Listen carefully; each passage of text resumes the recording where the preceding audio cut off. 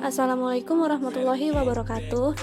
Oke, saya Dianawati, saya dari PBA 4C.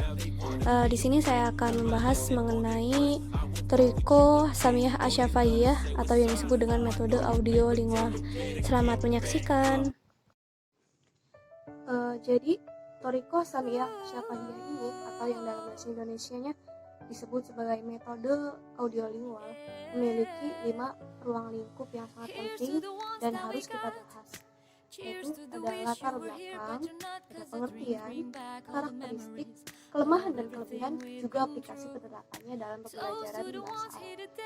Nah, di sini saya akan berusaha sedikit menjelaskan kelima ruang lingkup tersebut. Yang pertama ada latar belakang munculnya metode audiolingual atau yang disebut dengan Toriko Samiyah Asyafahiyah. Sebenarnya metode audiolingual ini berawal muncul di Amerika Serikat sekitar pada tahun 1950-an.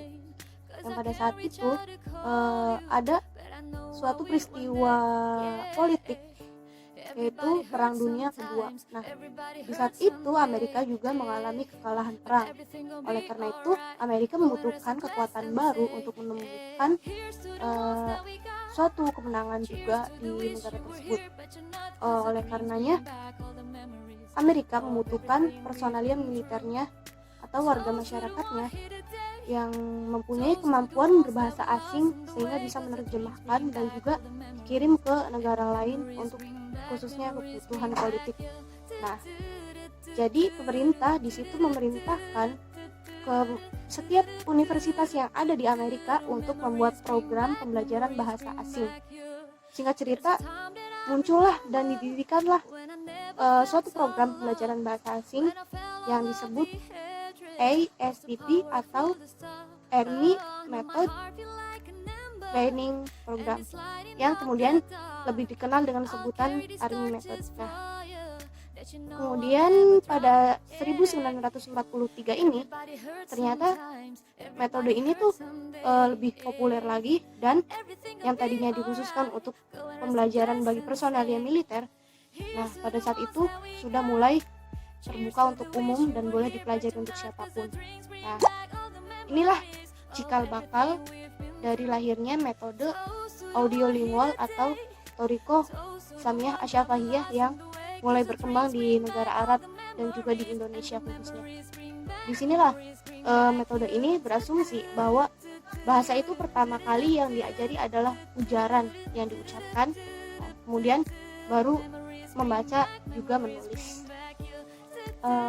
Setelah itu barulah metode ini menyebar luas ke negara-negara lain termasuk Indonesia dan juga Arab. Yang kedua yaitu pengertian dari metode audiolingual atau Toriko Samiyah Asyafahiyah. Jadi sebelum pengertian yang lebih khususnya ke metode audiolingual tersebut, kita harus terlebih dahulu mengetahui apa itu metode.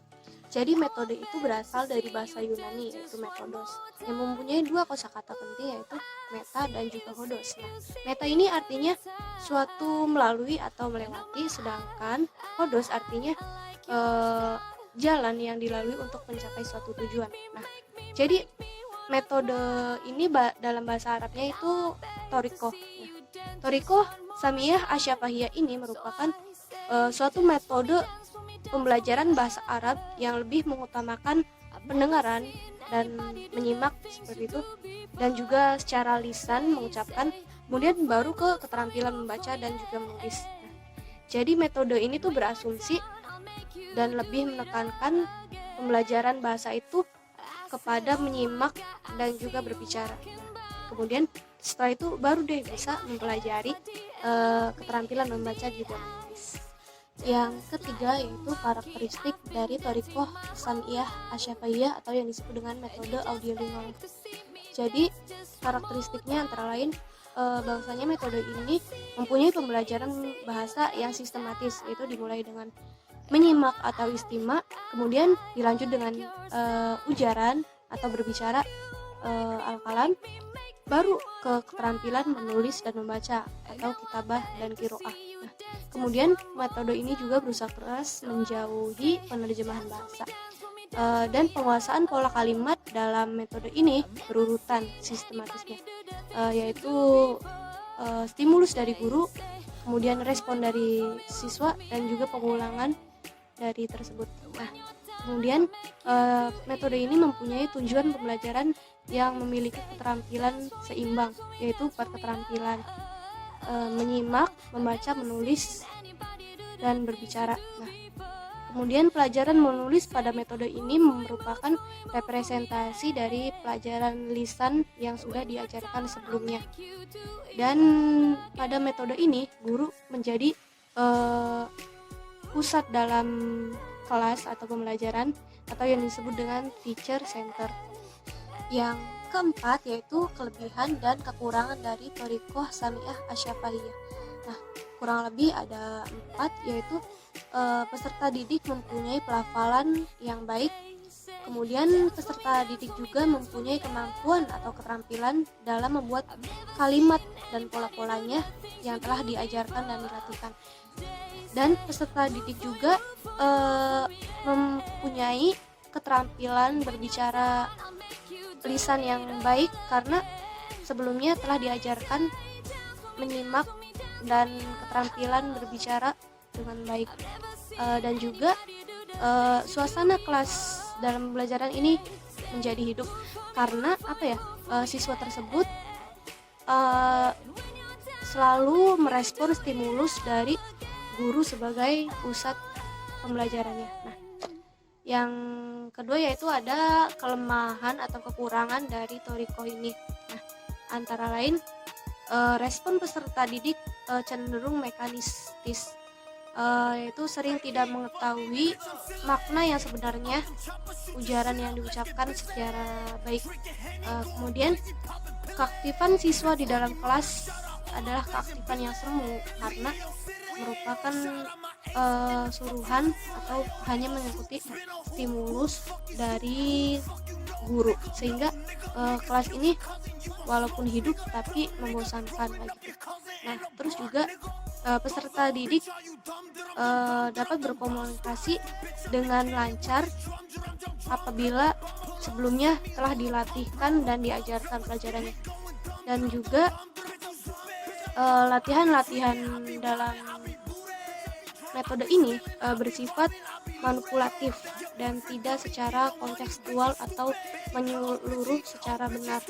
Yang kelima atau yang terakhir yaitu aplikasi penerapan Thoriqoh Samiah Asyafahiyah dalam pembelajaran bahasa Arab.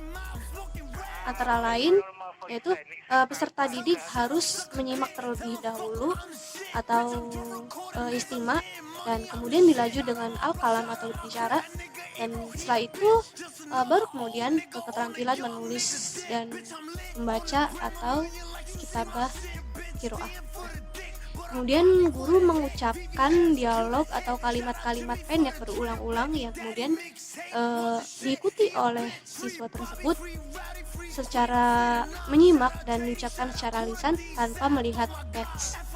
Kemudian latihan atau drill atau dalam bahasa Arabnya atribat itu harus mengikuti operan kondisional atau sesuai dengan operasi kondisi yang tertentu itu.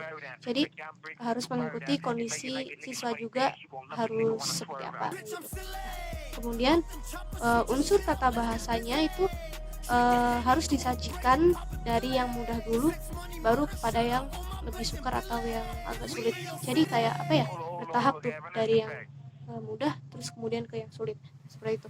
Kemudian kemungkinan untuk membuat kesalahan dalam responnya siswa tersebut harus dihindarkan. Harus mengutamakan hal-hal yang positif dan lebih efektif daripada yang negatif. Kemudian penghafalan dialog atau bacaan pendek tersebut dengan teknik meniru setiap kalimat atau kata yang secara serentak diucapkan oleh siswa dan menghafalkan kalimat itu atau yang disebut dengan mimicry memorization technique.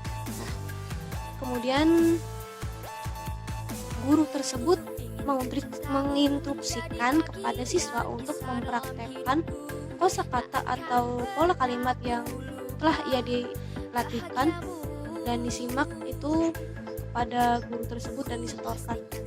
Intinya kayak seperti langsung mempraktekkan apa yang telah diajarkan tersebut. Baik, mungkin itu saja yang dapat saya sedikit sampaikan. Kurang dan kurangnya saya mohon maaf. Dan terima kasih sudah menyaksikan video ini. Wallahul muwaffiq ila aqwamit thoriq. Wassalamualaikum warahmatullahi wabarakatuh.